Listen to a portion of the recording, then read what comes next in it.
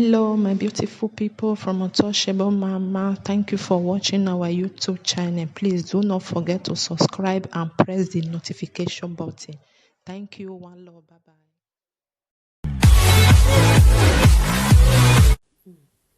Yeah, yeah, no problem. 12 to 2. Iji ya na-egbe m ahụ ọlajanwe 1 o'clock. O tere na ọta. So, onye mami. Ya je tere ni ata. We answer tie hu dana Zion Praises. No, we are Zion Praises be YouTube. Unda we na la tani gba borla we gbe ba gbo ya gini rabi juwe. Na gbe gbo ya gini rabi juwe wa. E rabi juwe no makoko we sini. Ikporu no sugbo we a.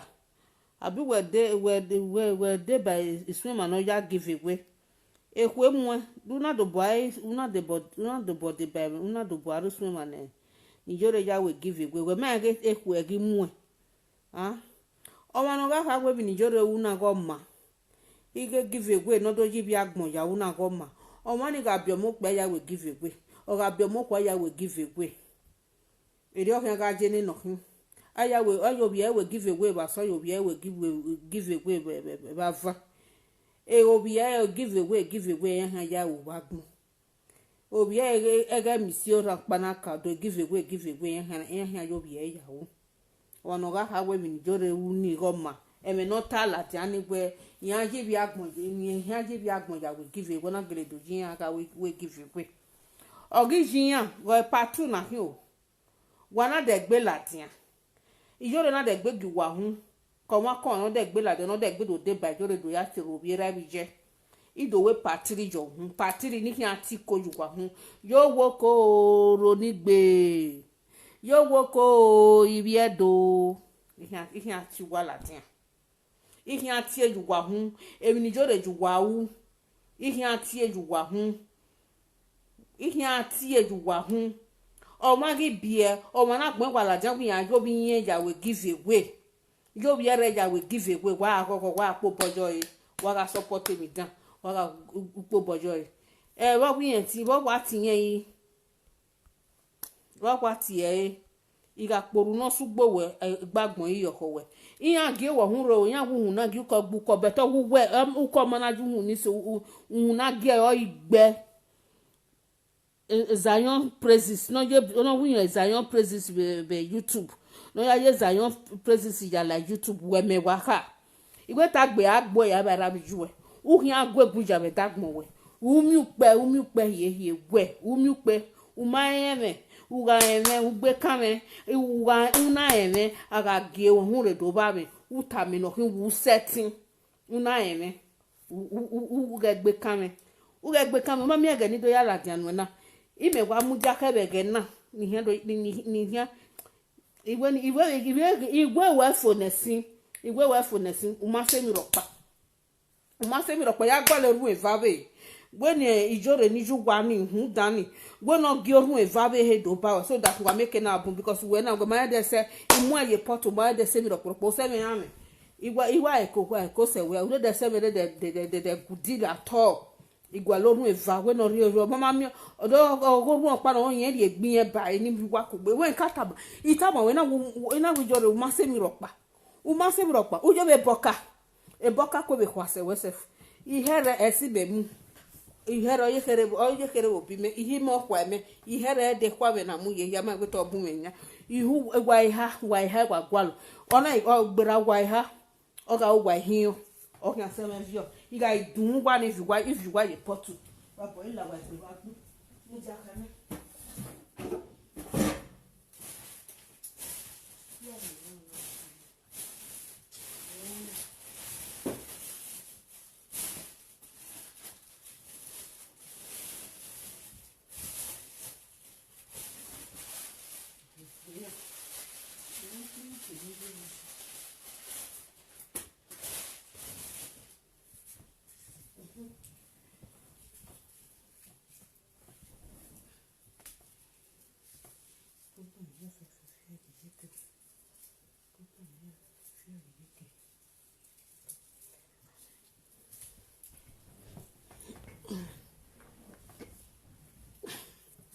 ibu were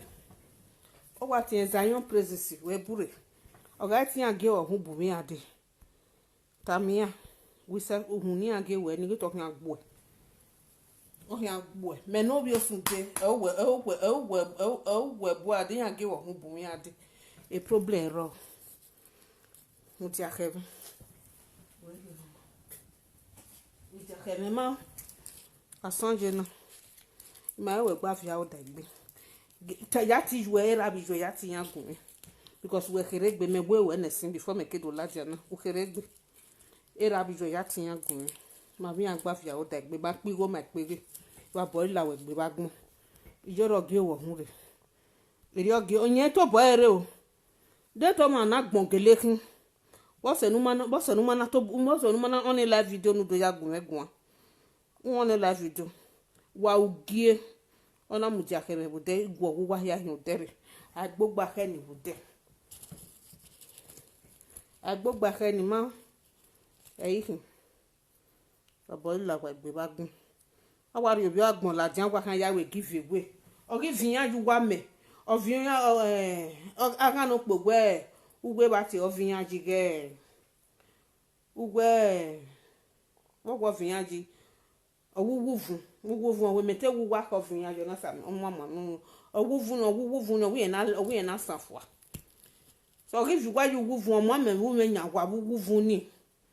ne we o ma ki gba e o mama o pe ya be ba ni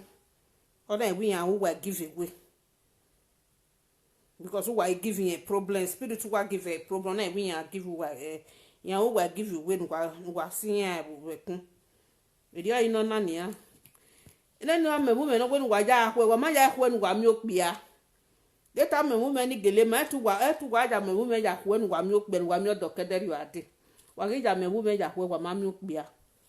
wa ma gi mi odo no wa na kweki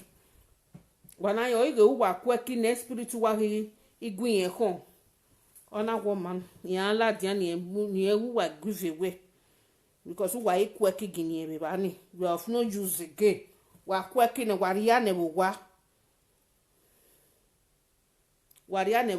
gwamagi wa gi me ni egi no ya gi ejawu o se no wonu wala dia ni give you wa art ni sell wala dia Zion praises na we ijin ka gbegbi agia ekeni he na mo ebo gbo na he o yen na ja wo hu pe ne eni wan so ogi aso na na hin iga geni go April ya se mana ina gele gbigbi agia ina yo gbigbi agia ina ewe kia ye ni ya se roketa de ma eji ma ire do wina mana awe ga ma no winyo e praises yon Zion praises awe ga ma yeke we ga ma o imina me gba eko wa do gwina iminu gbo ni re do gwina mana ize gwina gbe gwo me enhancement school na jo imina me eko gwina una wunu we te gbe sasa we wa do gume gwa imina ni ma gwina wa do ta we imina o wa no gbigbi agere oji a iwa bola we gbe ba gbon nu gwe gwija nu kudinde yokere wa kudude yokere ba so akudude yokere ba fun benana imana gbigbi age ime ja hin mi niya emi ja hin emi ba ja hin Africa food be ja hin mu niya no be do be gume be de e bi America be je no be do be gume be de no ma be de be pa e ba ni na fe ko miyan edeni abere de be zo bobi mi na deni abi aro wa maybe Saturday gbe so Sunday ibe miyan ibe hin mi ni abe hin no be do gume be de no be tie me no be on wa me be rugunya no tie me gbe ke mu ja so place be na igbo mi ge no wa me ro because no nya wa ni je ekwe no ma ala o wa ekwe no ma ala wa ife ko ta mi amu ja so place be na ni amu mi gwe be mu gian baba na la we gbe owonu ya to ni ma hu da ni na ala moto dere na se te ma meria wa na ho ga meria je baba la wa gbe me we wa mi me na we wa ki me we ni me wa se na we wa ki me wa ko won han ya we gogo piri na bi ya ni hu eni baba la we gbe ba gbon wo ki je bi ju e ijo no me be solo marketing wo ki je bi ju e ijo no gbe buluku no me buluku gba no wo ki je bi ju e baba la we gbe ba gbon wa ho wa o no we Zion praises okpi ahun oku okun to aho wa wa ri agini rabiju e wa gbe o gwen kawe mi ni ufu ne gwen kawe mi ni ufu ne before mo ju gbe ya go e di ohun mu ni we mi ba so na ya ni we ni uvie satellite age we ba so na e di ohun mu me yeah, just leave am ni mo ju do e ka se ni junu e ka ya egwegun ani e di ohun mu me ye hu na mu me na mo fire ju ohun wa so na e a o ga gbon nu we ge iyo bi osunde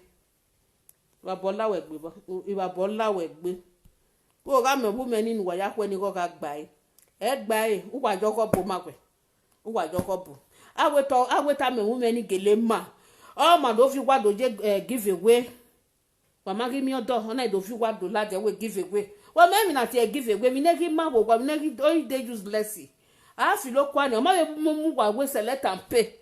awetu wa we mu wa ye select and pay be dan select ba ni awe ni igbe ani adu a select and pay obi azeje no gi be select ne no be gwale mi wa be o be gwale imi bi wa be ari o wa no be ya pay ne ono na de select and pay give away carry go na bad market oju wa ke bad market ne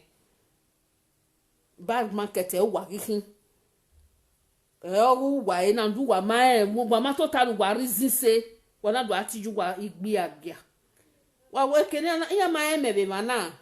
e kene na wa kakabo wa eme cv ya ari cv ya no ta neke nya atama wa wo ma ni do no ho hu ave ni juwe ho hu ade yi nya atama we ba bola wa gbe wa gbon e presenter so ya mate ya no ta mene ya te ya no ta mege ni a ya bege ima iyo wa no dey useless ko wa ko deno irrespect egbe you understand that it dey useless he get it do vivi meje ba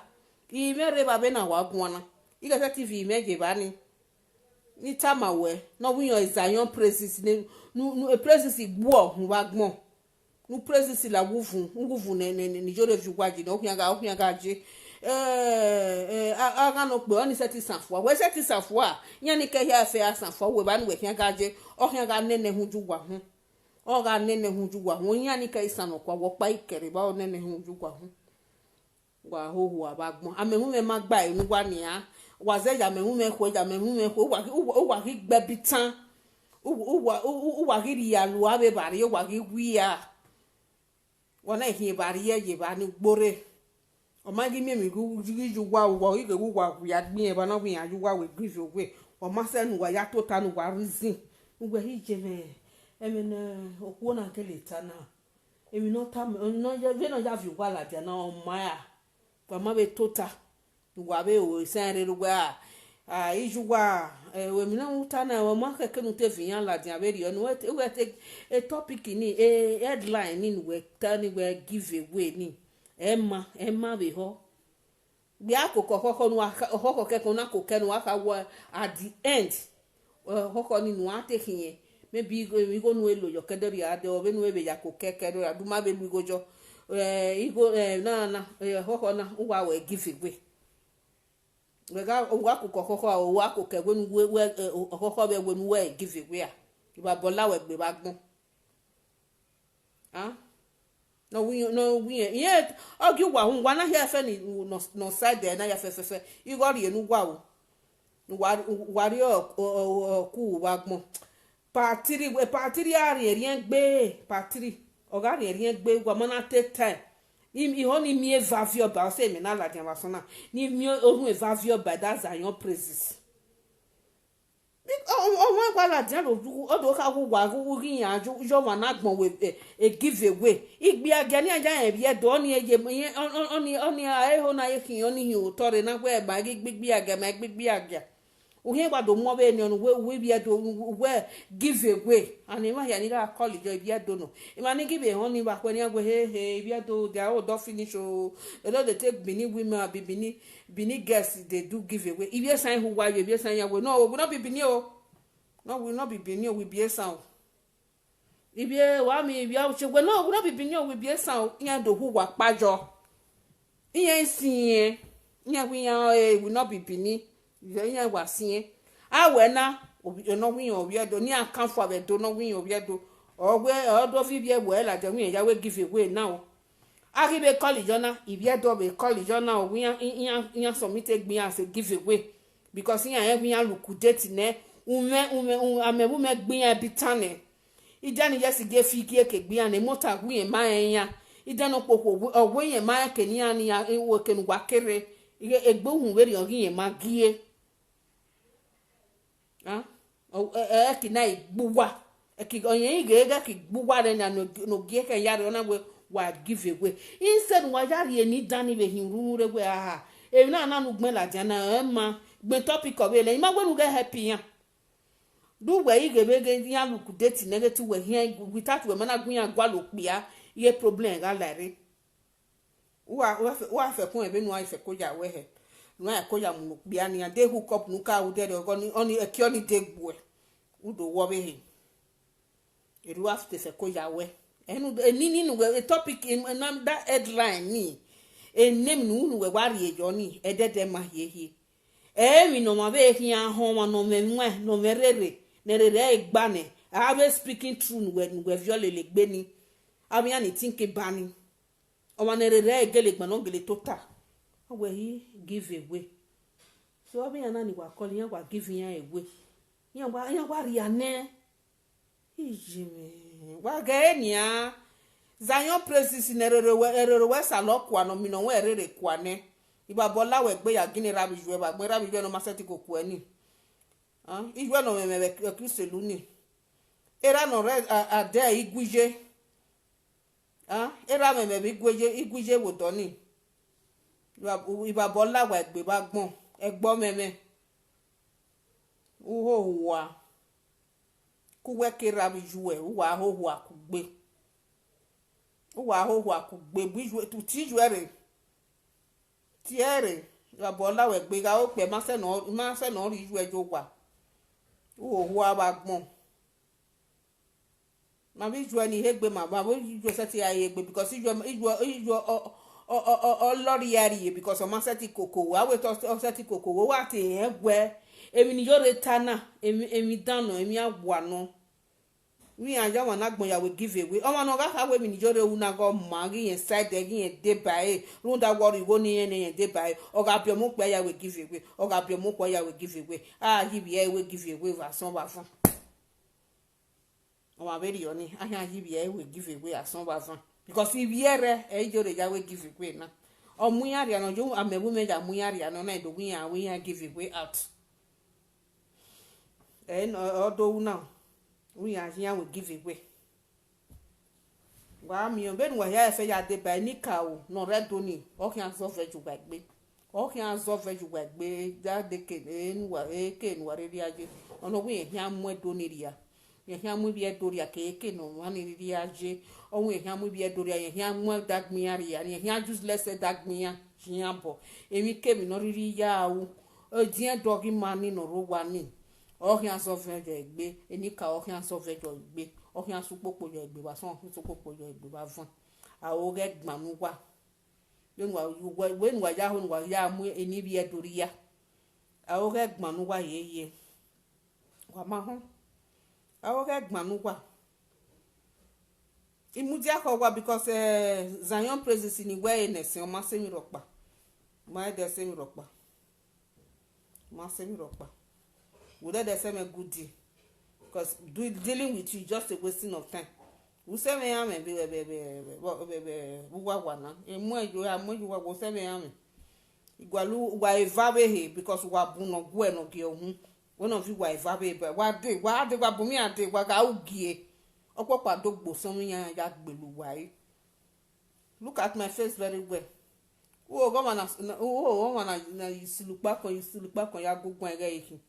ya ndi na agun meke na ite wala ha wa ga gui wa ga o i wesa ga gbe we ni ya wesa ga ya support spiritually was wo o gi mo de do gun abe igba pagbe igba ri ba ko kwa fun mi ya de to ta do aru obe ma no talk and do hey ya temeni iwe. Do you think I'm somebody like that? Ijo remeta ma no de na guma se boka. E boka of wasewe. Ihe we se memu.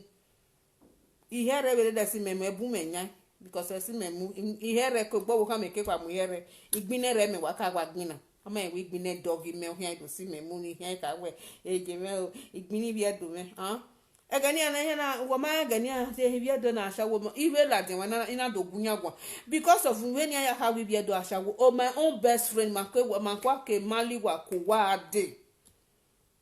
bu de we iha ina do ka we ibe do pa gbashawo ibe kalabaya be gbashawo be ni ibe kalabaya gbashawo gegege be ni ibe goja ya gbashawo be do yan ya mujaye yan ya we has gebe be beer parlor from there be ni ina do tell the secret everything. Woman in a move, who that we may, in that we if you no give your way. Oh, it when me boss may not how you go jay, be calabar, big beer gag, yes. You want when we have one year do whom. Give your dog power, big beer gag. You know what can you now how we be a dog big beer gag, where I go. Go, but we my women when I am with you wet. In your work bay. If you go jack big beer, give me calabar big beer gag. It has gay ya lavinha e ba ya potaji ibi do ma ya gbegbi aga se bia de bia tv ibi gara ya gbegbi aga se be do oji ma we se be ni jagu we are type friend but it must send because when he see me so when he any dan when he hear he uhin bia dore it must send there mi mo ki call e kedere ade o ege call me wa we na wa see ai we go gwa ti bia do ashawo ibia bugwa gibo ogi ma international no beto na wa gwa international run di bia do ma wo se be ni na gbagbe o ma me mi pa no wu me ma we yo ma me mi pa no wu me ma me be mi pa ni we oni egba eroto eni dani egba roto o ma money hu bore o heno ado mo be mi ya ji bia do ya we give away. Here guy we do get video ni we wait be this one now give away then they take the Benin people the Benin women tell they do give away hey I will give you do phone I'll give you do wafu na wa be total ngwa be no ngwa be total ngwa be oyi ogwe hi na no wasunu na emma ne gbe be na ga gisunu eni dana na wa muju wa huna wa be total ngwa be fidi e ngwa re wa be total one day wa bolla wa gbe wa gbon o gi meje bi juwe a Zion praises meje bi juwe igwe no ho wa ni meje boy era bi juwe no ho wa ni igwe no ma me mage ya lu mo igwo ni meje boy ma ho we mi no say ni na je mi na iwa ho ni wina bo ya hion man ni mi ge pension no ma wina we bo mi ge pension because u se ima ho nu se u isu se ne be go wi ma ho ni ja su se be kuta o se ina ho ni wina o wi meti me di me na we ni me gwaje na me na wi me wina ye wa ro we ari e ba 24 hours igwa ari e ba ri o wi meta ma me o wi je adi o we ma mi na ya wori egbo ne ya to ge je be ni tana ni ge ma o wi je adi o wa no ge wa ya we ya so fa egbo ebe wo do ni na wa hu enwinu gbonu ma wina wo gwa gu ndo anwina be di na gwe se mi aye ade o wi me promise me every day ya ga 50 ni ari ime na adi o wa ime bu ya ade me na ade ya ari 50 euro mi ga to ge ni ge ma ni ari 50 euro me every day de ni na nwi na di agbenye gwe ije mi de moti na yen ya pay me yen gwa di go na go igo moti na na hin e do imeta mame ina wi de iho ni nwi na ina we to wo han ma o se una te gbe e be de na ma wo ko dan ri e ban yu mi agaru han ya bege mi o mi agaru han ya yen gwe de ti isofa ina wo sofa o we do ni koko ime je ni ani koko ngwe mari go gije me ogwe nwinera ngomu me ogwe yiwon omo pero no we mari ge ba egin e be na o ege sale be no igi won ni we wuru demi opa o han mo gbe me demi opa ni gija o de na we se mi ai I know what I'm doing e go ta me ja I look at the future. I want to build my future. Maybe no takia aje he edene na ma be na ego takia je hu dana na wi ando junu ya pa mi sika kwemi ta me Zion Praises ta mama emi opa ni megi wu na mama emi opa ni megi ta be video ni me uni no ma gi mando ta mama emi ni we ra bi jwe emi nu ni we ndo ta nu la dia do we video onu ta me iju wa nu hu dana no we video no do ha we emi be ni na this is 1 o'clock emi be ni na ni gemi mi dani wi yen yeah di we na ga mu waria no wana he TB Joshua edo TB Joshua TB Joshua mu bi agbon ri agboze di ogwo mu ri agboze na yu nkuyo yi ehie ha ona ikmakaba eru wana ha bi aje eru wana we bi edo gbu wana ha gbe ni bona ji bi gboya ya we gbo iwe no do vi gbo ladin no lo ta ma we bi gbo wala din ya wo we give away dem am bi gbo mi ma mi pa ni aga ta ma awe mi ni jore we bi edo e na oga we bi gbo eberi oni a na koria ni bi gbo do khari ba be kuwa wari ba be kuime omo na teme gun omo na si hu na gbera mi opo wa no huwa e me na e na bi me opo wa no huwa e me na be yon modo ma e ha omo na si hu agbera mi yen ihu na ga ihu ni ga ago me yen ke ni hu ni ri omo na alerun ina ho erun no na ni yen ke ni erun ni ri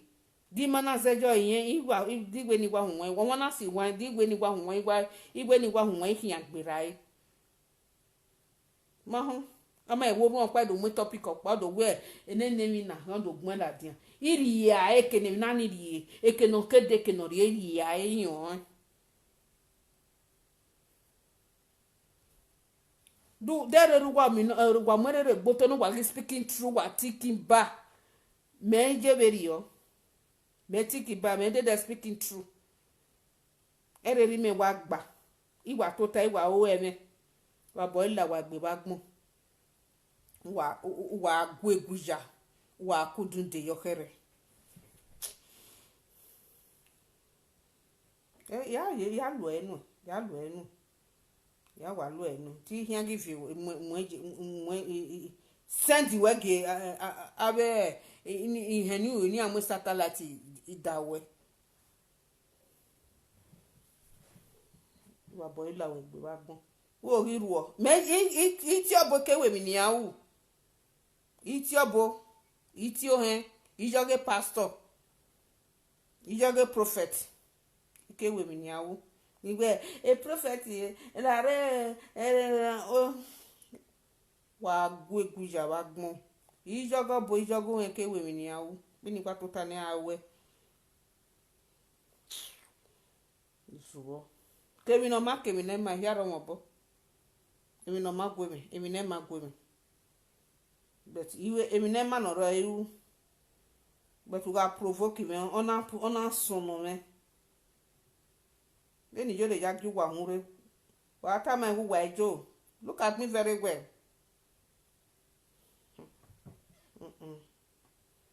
o gbe no ya ju wa hun gba ta ma hu wa ejo wa ke no ju wa na wa setting jo ai egbere bo o ma ju wa o ma ka wu wa we gba du wo ma beni jo le ja tu wa pa abubo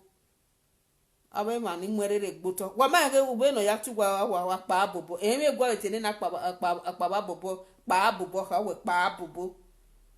aba pa abobo because unu eni ege ya gwan si pa abobo apa abobo correct yourself today wa kan ti aba pa because apa abobo ni we kin apa abobo no e apa abobo yokore won we ze ni apa abobo wa gege wa mo na gbon la jon we give away bi agani ayen bi edoje ayeye gwa le be na ya cancel ni be hunre wa do mo be jo ni aga o take ke ma se 3 months ban o spread gba e ya ni and take ke ma se 3 months we awe si gba va igba ha o spread gba e ya ni go my program pa na ni na yi bi edoje we give away eku emu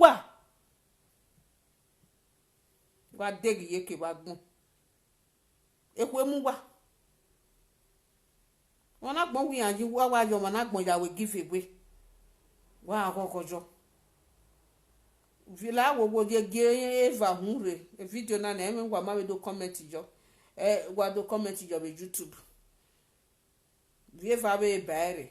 so that you no make na gun ewu era bi jo ga azin iya me hia gie iwe ni amu gie abazin ni wu juen iwe ra bi juen gwen si read this comment no gbeno no ohu abagbon no degi yekege no win Zion praises one na Zion one na praises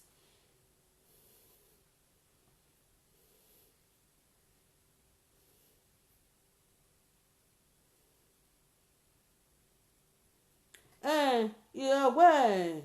the story building wey collapse for Ikoyi a story building no collapse for Ikoyi won gi se bari yan iyen mi no the story building no collapse for Ikoyi o no so e na bo o ma me wujo mo we no ya lu a cheap material ya bo wa 21 story ya they no get kamebo abi won ge ikari Ikoyi era me bo wa Ikoyi abi je me bo wa Ikoyi wa gbe wa baba lawe gbo wi yin ri ja sewo no ba Ameria me ma Ameria mi no ja me egwe Ameria e ba ni moto na ture e mi no be ja me be je be dopa ina ya gbe to ba the last ni me gbe na re dere oni the last e ba ni na ya gbe to re dere around August abi ya August ya Saberia se baba lawe gbo da ga ri moto dere gwe moto because ke na ye school imoto no mama no mo no di Ameria o mama se ba ni baba lawe gbe o gi me je beri oni yi mo yan ya gbigbi age 5 euro ni ame gbene yo to ni book me down mo me wa gwa e blacky bi ahin awi be better people abe celebrate yan to si me be mana wo ge ijo money si yo here the craze abi okay ute ogbe okay ideni do awe bi an set packaging abi come because of one man come dey do packaging a man no beg me be no man like me we no hegbere he me select imagine amemu me ya mo egbe meria he select be black o ebonomego and ebonomego ni agumegu a ina ge go gumegu a go just dey ya read ekpe oga ma mi ahia lele bola dia we ma ya toma cafe iya keke ni na toma cafe ni maybe 100 euro ogwe mi osalobu ami la ho wenu ebo no ijime no 2017 aje ehia ijime every day eje na pa keka ijime ma mo bogu ijime ma wu beje na nia ano dame ma mi free money beje na ijime ma wu beje na ima mi bag mo beje na ni ijime awujo oru opa ni ijime te wujo oru oni na ijime na re ko ma ona le to le o igiga call e period ni o mangi answer ge no ide gbedo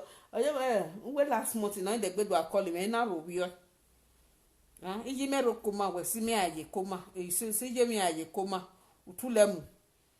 we ije me gike we nu we do di je me ke koma ri ne abi to gi wu na ti e bone eje na pa keke mana e ma mi ebo no eje me every day ugbo so last year eje me gba eje me wu we last year ni ya collect go I collect go wore ko mai collect go bi aya we beria eje na pa keke ito geje ma mi ebe je na rudi nwunu gbono o nwina ni wa nwina throughout o se ni mana mi no eje me be eje me mana wu be je na maybe next year eje me awu or maybe before December self eje me awu mo we boss ti se sa boss ti wa be we mi ebo no be do obe wu ya wa mi ebo ne no ni ije mi awujo uru ije mi are coma from a coma after 3 weeks ogwagu igo be ladi ni mi kadori ade me ma be focus on I never focus on that one me ho ya we 5 euro 10 euro book me da zuwo agbo gbiju egbe o ki ju e ba sona ya teme ni I don't pass that stage. I don't pass that stage. Going kwa ati ewati ewe. Yo de gbeta me ma be mu ja ko wa o. Wa ugie. Wa 7.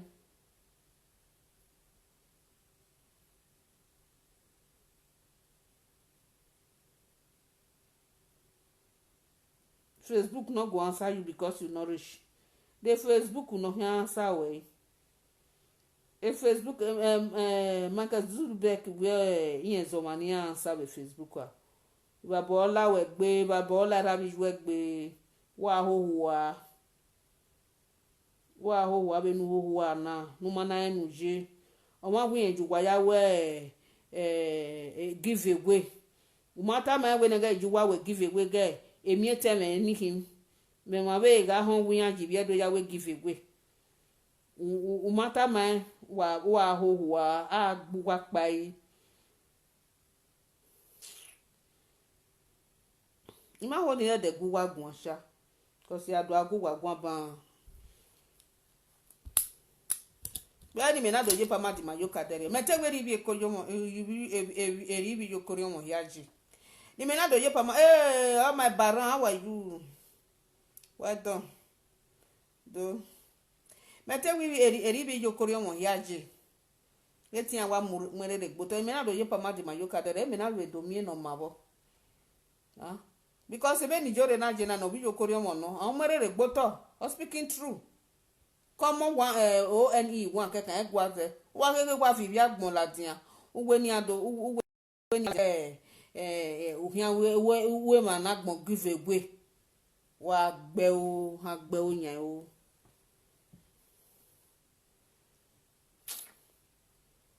me go ya ka vi na ni avie hin ni we can just leave this thing first if you hin e come my be like me igwalorun evani avio by a presence na because a presence na area ide de mo ge meri ajo ni mo ge meri ajo ye you are very silly wa ho wa gbon degi yeke ba sun degi yeke ba van o na gbon wa la jan we han je ma na gbon o ma bi wa e ya we give away obi Ghana ni no be re se fo ni be ho wa be Ghana obe hohua ona be ade well Ghana man you give me why you come pay for grant o money for grant o to money you come give me o ya mi we go to ya wa mi we go to oba yan ta ase we bo keke nu ri aje nu na mu dia we select and pay give ye do ni wa has go to wa has ya mi we the lucky winner no be Ghana gidi ebo no we select wa tamae o jere no do pay go to wa ngegbe a ohowe we no do pay go to ni kwe na mu wa ya we je gbu wa ya we give away ama women wa ya kwe ma gba enu wa degi yeke o ma se ti tamae gbe mi no wu na ge ma wa je be de ba ru da wa ya ri oko de bo boy wa ya ri oko de bo boy o si e yu wa gbe